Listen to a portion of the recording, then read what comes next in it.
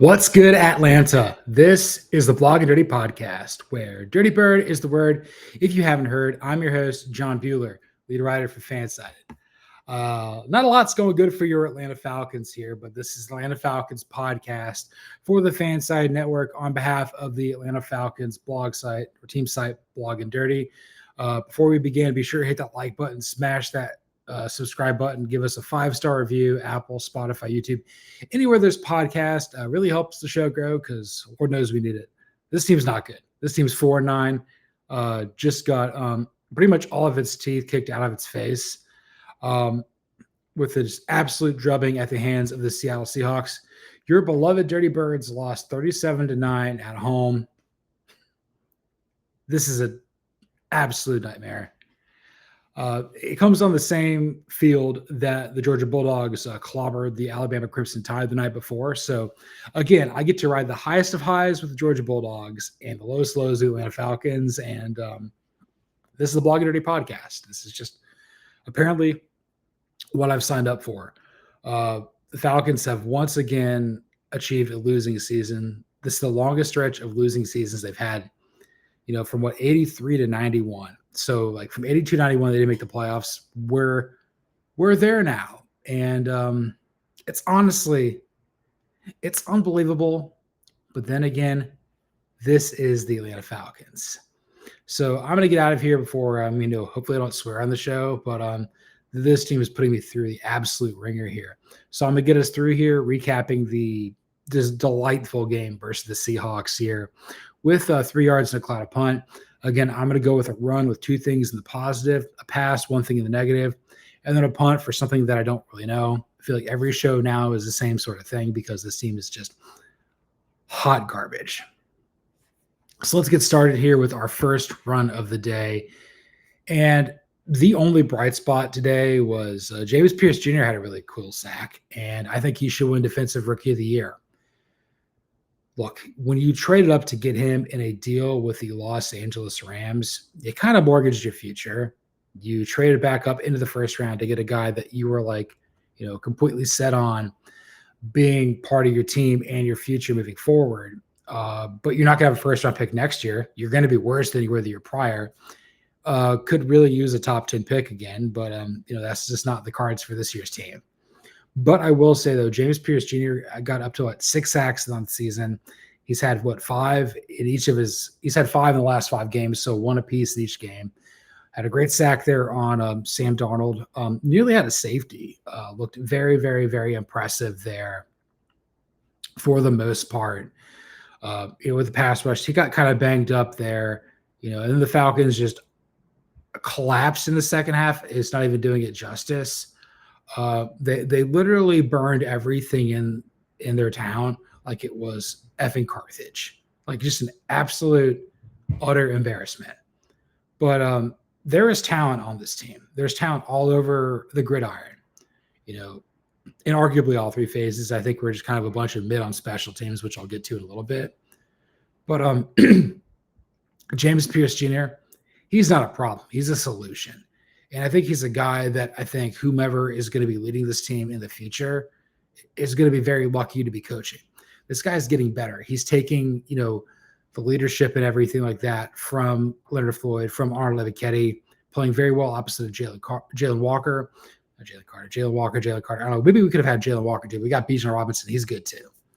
But I was kind of down on the Pearce Jr. pick. I said of the 32 first-round picks, this was definitely kind of more of a project than a prospect. I've kind of put him down in the bottom, 8th of the first-round picks, and he might win an NFL Defensive Rookie of the Year. He might beat out Jalen Walker because he's getting the stats, and when you get the stats, that intrigues the guys there in the NFL. But it's not just a speed rush guy. This isn't just some Vic Beasley Jr. nonsense. This guy's making plays. He's just a very instinctive player. Very relentless. They're putting him out there. The pass rush is not really the problem for this team. There's a lot of other problems around there, but that's not one of them. And very proud of how well he is playing when the team has absolutely hit the skids of late. And there's not a lot of bright spots out there for this year's Atlanta Falcons, but Pearce Jr., Jalen Walker, Billy Bowman Jr. has been hurt, but Xavier Watts has been good. The rookie class has been solid. So for as much flack as we give Terry Fontenot, he drafted a lot of good ones here. So if James Pearce Jr. wins NFL Defensive Rookie of the Year, it'll be nice, kind of like, Drake Baldwin winning NL Rookie of the Year there for the Braves in a down year for them. Zach Rasache kind of did a lot of stuff similarly too with the Hawks. So, the future's bright. We got stars here. Got to get better. Got to get better coaches, man. I don't even know what to say anymore. And on that note, let's get to our second run of the day because we have to. The Seattle Seahawks are proof that good coaching matters. It really does. Every time the Falcons take the field, we're coming up dead in the coaching department. Every single goddamn time. And I don't care if I swear that. I don't really care.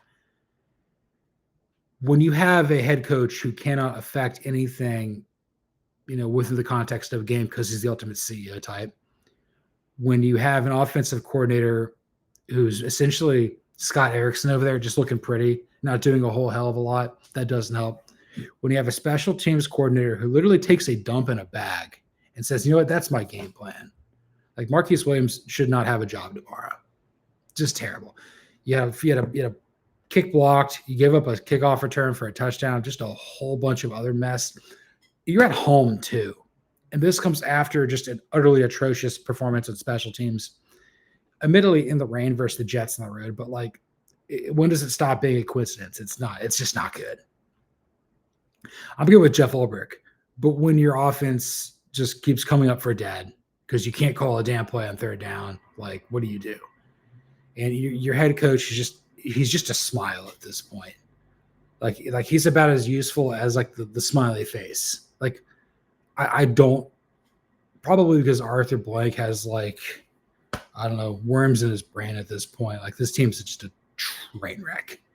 Let's have Josh Blank run the team because at least he's not an octogenarian. At least he's not Jerry Jonesing it. At least he's not at the Mike Brown. We're so beyond the Al Davis Rubicon. We've crossed that point, and it's not good. At some point in time, Arthur Blank was a good under, but now he's terrible. He needs to just go to a home at this point. It's unbelievable how bad this team is. And everybody outside of Flowery Branch could have told you they have the worst coaching staff in the league, and we didn't do anything to address it. Could you imagine if we still retained Jimmy Lake, how terrible this team would be? And when I get back to again, I'm going to rip on the coaching staff pretty much the entire show. But you look at Seattle. Look at who they have. And it doesn't even really matter who their defensive coordinator is. Mike McDonald's a fantastic head coach. He's a 30-something. He's probably 40 now, a little bit older than me. He's from Atlanta. He went to Centennial High School. He went to Georgia. We know him from coaching on Jim Harbaugh's staff in Michigan and John Harbaugh's staff in Baltimore. Why couldn't we hire him? Why are we so drool monkey stupid that we couldn't make this work? Maybe he just knew better. Maybe this is why Sean McVay doesn't want to come work for his hometown team. Maybe that's why people run away. We're infested with the bubonic plague. It's utterly unbelievable. And then you look over there on the offensive side of the ball. They've got Clint Kubiak, son of Gary Kubiak, former Saints OC, former guy with the Vikings when Gary Kubiak was on that staff there in Minneapolis. He also stems from the McVay-Shanahan coaching tree, if you will. We thought, because we got a branch from it, it means it's going to work. Well, you have to water this plant. It's just not going to produce fruit for you because, you bought a pet at a pet store. You have to take care of it. Zach Robinson is so terrible at his job. Oklahoma State wanted nothing to do with him. They'd rather hire a guy who couldn't figure out how to run the football in the rain in Tulane and lose the American Championship. They'd rather hire Eric Morris than Zach Robinson. I don't think I've despised an Atlanta Falcons coordinator more than I do Zach Robinson. And I thought I hated Jimmy Lake too. And I know there's a lot of disdain for Kyle Shanahan coursing through my veins. but he kind of burned us. Like Zach Robinson on third down, it's just fear P. He has no clue what he's doing. 3rd and 2, it could be 3rd and a mile, it could be 3rd and an inch. And I know he's not going to figure it out. I just feel like he's so far in his own head. And maybe he's going to become like the greatest offensive coordinator at his next job. But not here. Not with the goddamn Atlanta Falcons. Are you kidding me? He needs to go. He needs to go. Raheem Morris needs to go. The fact that like this team has a losing record for the 8th year in a row. So it's 18, 19, 20, 21, 22, 23, 24, 25. 8 years in a row. 8 years. That's how long I've been working for FanSided full time. I've been writing there for a decade. Like my entire 30s. We've gone through COVID. You know, I grew long hair. I moved back home. I met a girl. I got engaged. I've done a whole bunch of other things. But the Falcons still can't make the playoffs because this coaching staff is just so atrocious. But you look at Clint Kubiak, and he's first year with Sam Darnold, you know, in Seattle, new guy, new coordinator, new coach, new coordinator, new quarterback, second-year head coach. They completely embarrassed us. And the worst part is, like, they did this to us last year with a very disjointed offense. And I'm going to tie this back to, like, you know, that venue, that coaching staff, the teams that played there. You know who the OC was a year ago for Seattle? That would be Ryan Grubb, the offensive coordinator for Alabama. A couple of years ago, he was the national championship runner-up offensive coordinator for the Washington Huskies on Kalen DeBoer's staff, the guy who coached Michael Penix Jr. at Washington. Doesn't know how to run the football. On Saturday, you and I combined to rush for more yards than Alabama did. They had -3. That's the worst rushing performance Alabama has ever had in their football history, which is unbelievable. And they didn't drop a spot. They're still ranked number 9. Mike Macdonald, that young in his coaching career, his second year as the head coach of the Seahawks, was like, you know what? We're going to make a change.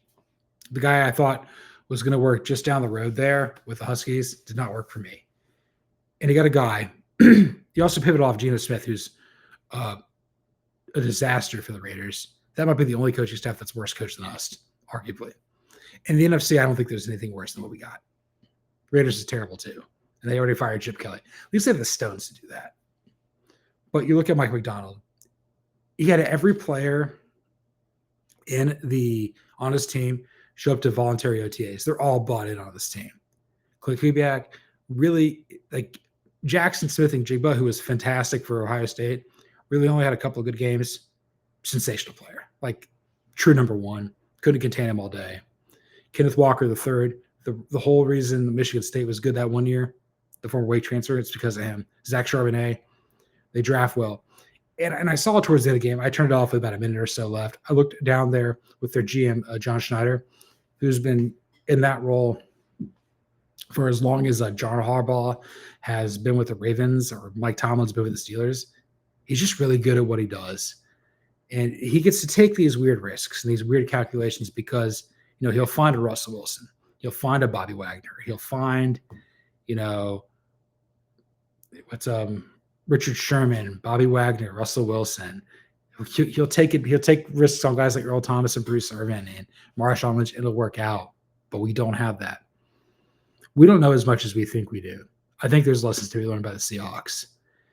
And I think that loss is as much of a referendum as losing it was to the Panthers earlier this season, as much as it was losing to the Dolphins. This is right up there. This is one of the 3 worst losses we've had all year. Really, really difficult to find positivity here. All right, let's not beat around the bush here. Let's go to our 3rd down. Let's pass. This is the worst coach team in football, especially on special teams. Just terrible. Just terrible. I know I talked about that a lot there on the 2nd down and everything, kind of comparing it to it. It should have transitioned here, but like we're trying to process what the hell is going on with this team. I have no idea. What's so bothersome is I think the fan base, Dirty Bird Nation, knows that this team has talent. There's resources too. The pieces can work. but you have just like the three stooges on this team, which are Raheem Morris, Zach Robinson, and Marquise Williams. Like, I don't think they should work in the NFL anymore. They're that bad at their jobs. Like, this is one of those things where, like, this is your last job. Like, when you fail at South Carolina, that's it for you. This is kind of where it's gotten here. And I don't care how nice they might be. I don't care how well connected they are. I don't care how much of a LinkedIn superstar they are. These guys suck. They are terrible. Horrendous.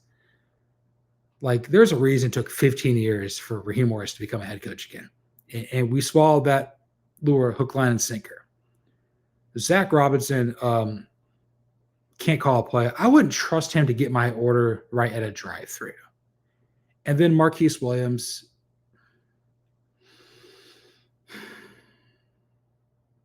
I'm trying to figure out how to say this delicately. Like he's better off putting scissors in an electrical socket than doing what he does in special teams. Completely worthless. You can do anything in your life short of being an astronaut because Marquise Williams is a special teams coach for the Atlanta Falcons. This is an organization that used to pride itself on special teams. Had great kickers. You know, Morton Anderson, Jay Feely, Matt Bryant, Younghoe Koo when he was good. Return men like Deion Sanders, Devin Hester, Allen Rossum. Terrible. They put the special teams there with him. Just the worst coach team I've ever seen. And the worst part is it's impacting the players. Look, I know Cousins threw a lot of picks. A lot of them were tipped. I don't think the coaches put him in situations that were like contingent to this. Look, Cousins is capable of a game like this. But you come back from like, you know, you first play after halftime, you let up like a opening kickoff, like score. Like this is what happens when you employ simpletons like Felipe Franks and JD Bertrand on special teams. Like, what are they doing? They should just be collecting garbage at this point. They're effectively garbage men to me. They don't do a damn thing for me. I don't care if that's mean. I don't care if they hear this. This team sucks because they're on it. They suck too. Oh my God. Like, I don't want any of them to be working for this team tomorrow. But it's a short week. We got the Buccaneers on Thursday. So at least we're going to get our 10th loss out of the way on the road in Tampa late. And I'll be coming to you guys semi-live with 3 yards in the cloud of punt there after whatever week of this disaster season it is. And I'll have something on Wednesday too because, you know, I'm a team player here for FanSided. I'm going to keep doing that for you. I wish this was better.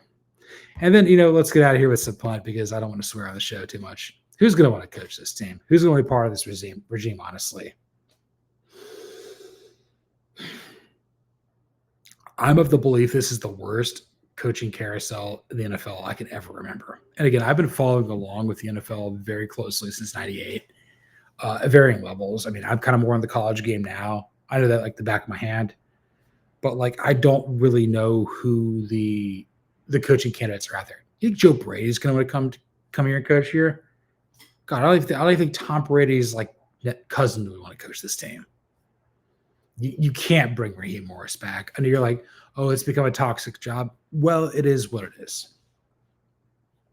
Your only hope is that a really good head coach gets fired for some reason and Arthur Blank gives him the franchise. Like he gives him a greater stake in the team than he gave Work Done.